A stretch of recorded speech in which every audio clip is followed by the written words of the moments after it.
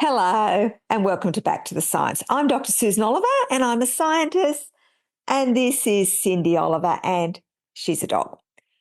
As you know, anti-vaxxers are always desperate to spread any disinformation they can that they think shows vaccines in a bad light. That means that it's really easy for other anti-vaxxers to fool them.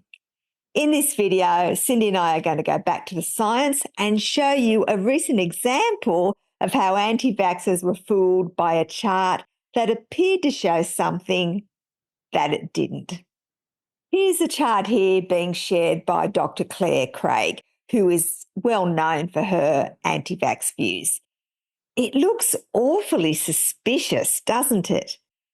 It appears to be showing that heart attack rates in people aged 18 to 44 jumped in 2021 after previously being flat.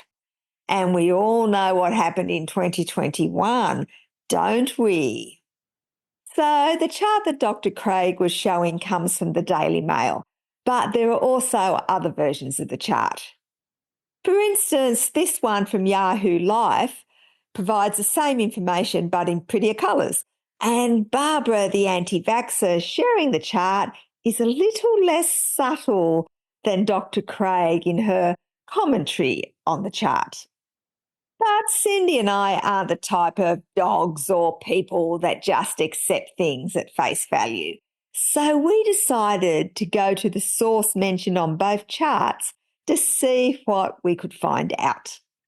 So this is where the data comes from, the National Centre for Health Statistics, which is part of the CDC. So far, so good. But if you read a bit further, you see that this isn't hard data. It is estimates based on a survey. And this tells us two things. Firstly, we know that the data isn't for all heart attacks. It's only for heart attacks where people survive the heart attack, because dead people don't complete surveys. And the survey only asks people about their own health. It doesn't ask about other people they know. So people who had heart attacks and died are not included in the data. Secondly, because it's based on survey data, we know that they can't be confident that the rates they found are truly representative of the population. And in this table here, they show the 95% confidence intervals for the data. To make it easier for you to visualise, I've plotted the 95% confidence intervals as pink dashed lines. If we take these confidence intervals into account, it's possible that there was no change whatsoever in the heart attack rate in 2021, and the differences were just due to random differences in the people chosen to complete the survey that year. But wait, there's more. Owing to the pandemic, they switched from in-person surveys to telephone surveys in March 2020. This resulted in lower response rates and differences in respondent characteristics for April to December 2020.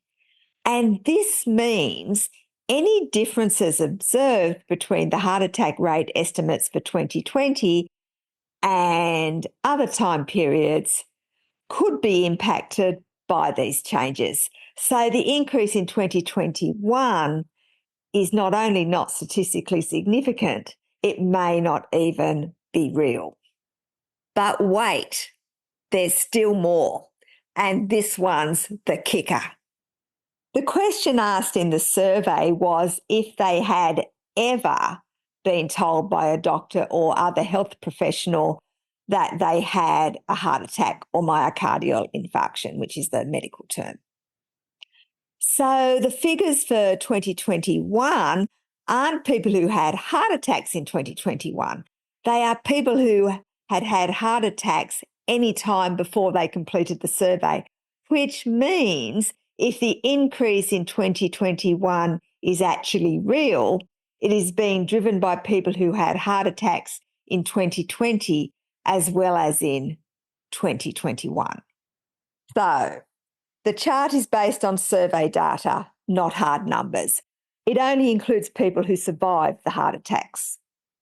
The 2020 figures are particularly unreliable, and heart attacks didn't necessarily occur in the year shown on the chart.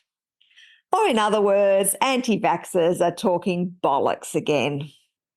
But what about heart attacks that were fatal?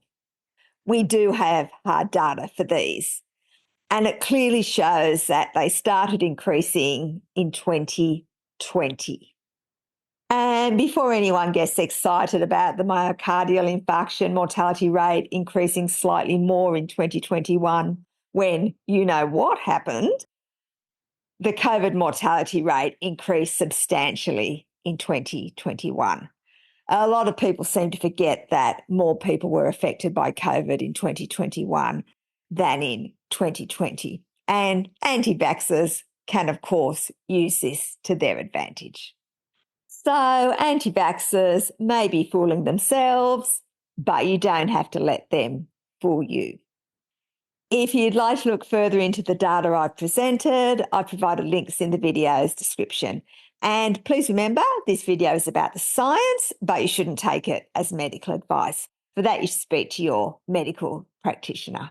If you've got this far, thank you for listening. And if you've liked, shared, or commented on the video, double thank you, because that helps the algorithm. It means that more people will see the video. And of course, thank you to everyone who has bought me a coffee or little Cindy here a treat. We had a few treats this morning. We really appreciate your support. We will be continuing to make videos about the science in the future. So if you'd like to join the cool kids and stay informed, please hit the subscribe button. Thank you.